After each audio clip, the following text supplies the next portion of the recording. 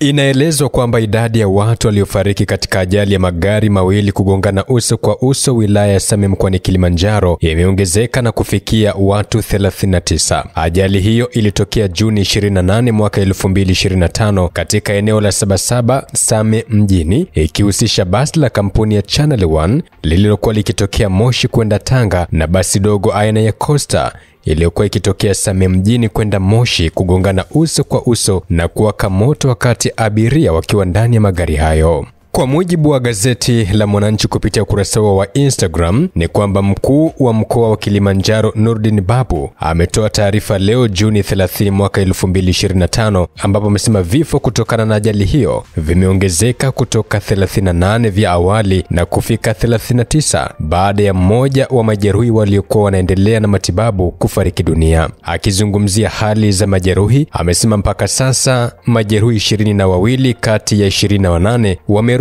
kutoka hospitali baada ya afya zao kuimarika. Amesema vipimo vya vinasaba yaani DNA vya miili 33 vimeshapelekwa ofisi ya mkemia mkuu wa serikali ili kuitambua na kuikabidhi kwa familia kwa ajili ya taratibu za mazishi. Mabaki ya miili iliyotambuliwa mpaka sasa ni 5 huku mingine 33 ikifanyika vipimo hivyo kutokana na kuharibika. Na katika ajali hii watu 38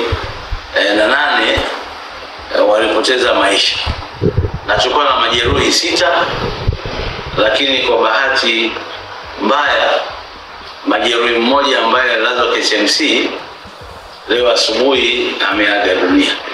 Kwa hiyo sasa tuna watu ambao wamepoteza maisha, wametangulia mbele ya haki, ni wananchi 39.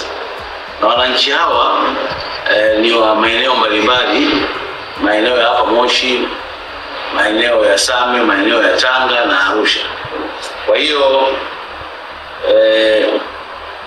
katika hao sasa 5 wametambulika kwa sababu walikuwa hawakuungua sana.